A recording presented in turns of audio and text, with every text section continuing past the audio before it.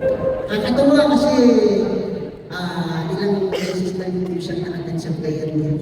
Nagbalik po siya for so many years. Pagaling sa trabaho, pumunta ko siya dito. Samahan tayo sa pagtutuloy sa Panginoon. Tawagin ko po si Ate Jeline.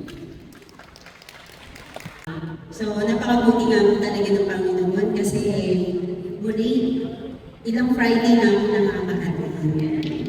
And sabi ko, may nag-chat. May nag-chat. Sabi ko, pwede ba daw akong mag-share para sa anniversary? Sabi ko, ito yung kinakatakot ko talaga. Pag-aatin ako ng prayer meeting, ayoko talaga na tinatawag ako sa harapan para mag-share. Kasi hindi ko talaga ako sanay magsalita sa harap. Although nag-charismatic naman, nag-music ministry, kumakanta, pero yung magsasalita ako para mag-share, yung talaga yung hindi ko talaga forte magsalita sa harapan. So sabi ko, pag ganito yung hinihiling sa akin, ang hirap kasi yung tangtihan. Para kasi kay Lord yung hinihiling, hindi naman kasi para sa kanya lang. Kasi kuya ko, hindi ko alam, parang nagsipan nito. Sabi ko, ang hirap ng sabi ko, pero ano sasabihin ko? Hindi ko alam kung sabi ko. Sabi ko, Lord, bahala ka na kung ano sasabihin ko. Si Ate Joy kasi, actually, sa kanya talaga yung dahilan kung bakit ako napunta dito sa church. Siya talaga yung akala ko, ano sabi niya? Oo, Nick, punta tayo sa simbahan. Sabi niya, sasayaw lang ng game. Ako naman ko, kasi nga, para sayaw din. Sabi ko, sige, sasayaw lang ng game. Tapos doon na siya nag-start. Ako lagi nakabuto ni Ate Joy. Kasi punta ka ni Swati, pupunta pa kami ni Afshadeya sa Cagayan Grandstand. Doon ko na-experience lahat. Yung lubog-lubog kami doon sa tubig. Hanggang sa, dito na talaga ako sa charismatic. Kung sasabihin na natin, di ba trending ngayon, o ano yung mga pinalaki ng sex bomb?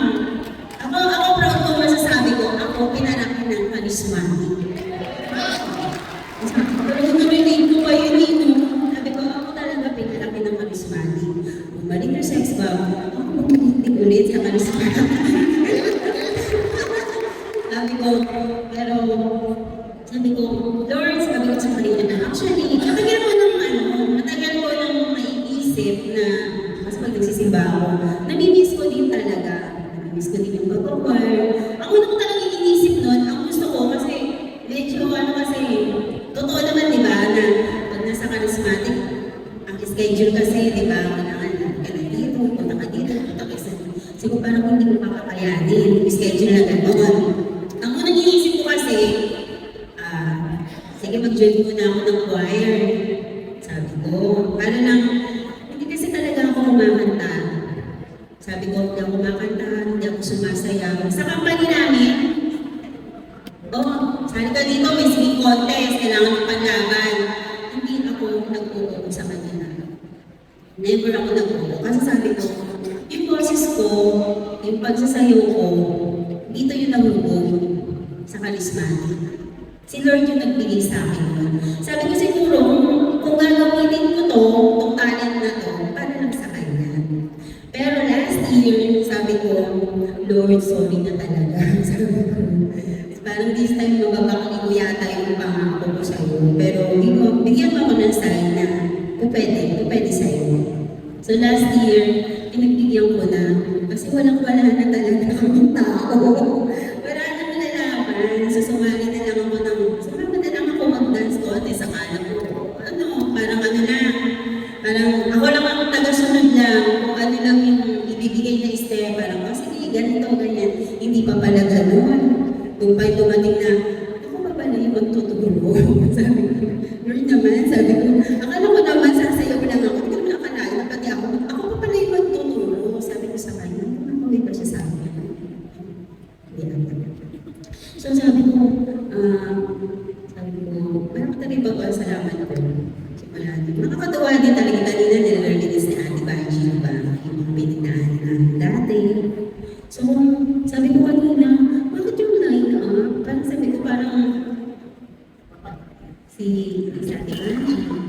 Joy, si Kuya Omar, bakit nasama ako? Sabi ko, bakit nasama ako? Matutuwa na sana ako sa iyo kanina, pinakabata. Okay, buti naman nililaw mo may pinakabata. So, yun nga, nakakatawa sa doon. Sabi ka nagbalik, sabi ka nag-family si Ate Branch. Nakakatawa kasi namimiss din talaga yung isa na babag-usapan niya namin na nag-prepare siya tayo, nakakot ng madaling araw. Yun nga, yung pag dumadating pa yung time, di ba na nag-work pa tayo, na madaling araw na tayo, tapos dire-diretso pa sa sa simpang gabi kasi mag-work pa, walang tulugan. Yan. Oo, may karuling pa nga pala, no? Dami ko naisip yun. So yun sabi ko, pasalamat ako. Kahit na sabihin natin, nawala. No, kasi dumating talaga sa publiko yun eh. Wala talaga na kung pati. Kailangan ko talagang naging hadlang sa charismatic sa pag-attend ko yung ilan na gano'n ako ng trabaho. Kasi napasok ako sa Westminster ko. Doon every Sunday, meron kami Sunday school para sa mga bata. So attend kami doon. Ang teacher, hindi ko pwede pumasok. Yung pinakamalaking tagog sa buhay ko. Kahit gusto ko umating dito, nag-wear pa, hindi ko magawa kasi kakatasan ang sahod namin ng times 4. Anytime na yung magkano lang naman yung sahod ko doon. Mas babawasan pa ako. So sabi ko, yun, nagdire-diretso hanggang sa tingnan, dami ng problema.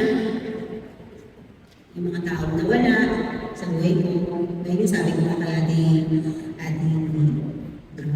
Agnes Noan na nag-sharing kami na sabi ko, diba, siguro ay Agnes, sabi ko, siguro hindi ako charismatic. Sabi ko sa kanila, hirap para sa akin. Mawalan tayo ng mahal sa buhay natin. Sa kanila. Pero, muli na lang talaga, nag-charismatic ako. Kasi, hindi, although masakit, sabi ko, hindi siya, hindi mahirap natanggapin. Kasi, yun ang sabi ko sa kanya na, sabi nga sa Bible, walang ba tayo maging masaya. So, pag wala yung sabihin, makasama na siya. Makasama siya dito sa taas. So, yun, sabi ko, hindi ko natatandaan ko yung kaya, kahit sobrang sakit, tanggapin natin. Ay, mga problema ako dumating na, sabi ko, sobrang sakit. Sobrang sakit. Hindi naman na ito dahil sa nawala yun. Kasi nawala yun. Yung kuya ko, si Joey, charismatic din dito. Kasama ko yun. Sumunod, the next year, namatay na yung kapatid. So parang recently na, nagkaroon ng problema. Sobrang sakit. Pero, sabi ko, may dumating kasi, pero sabi ko, bakit gano'n? Doon ko nalaman na kung sino talaga yung mga tao na nasa tabi ko. Akala ko, sila yung mga tao na mga kaibigan ko talaga. Akala ko sila yung tao na pamilya ko. Pero yung totoo, hindi pala. Sabi ko, nung dumating sa akin yung problema na yun, hindi ko alam, Lord, yung problema na binigay ko sa akin. O, ibinigay mo itong problema na to sa akin para makita ko kung sino yung mga tao totoo sa akin. Sa tagal ng panahon, doon ko lang nalaman, hindi pala sila totoo sa akin. Siguro nalaman ni Lord, alam ni Lord, kailangan ko natanggalin sa itong mga tao na to. Kasi hindi sila mabuti para sa iyo. May mga sinasabi sila na hindi mo nalilinig na ako alam ko.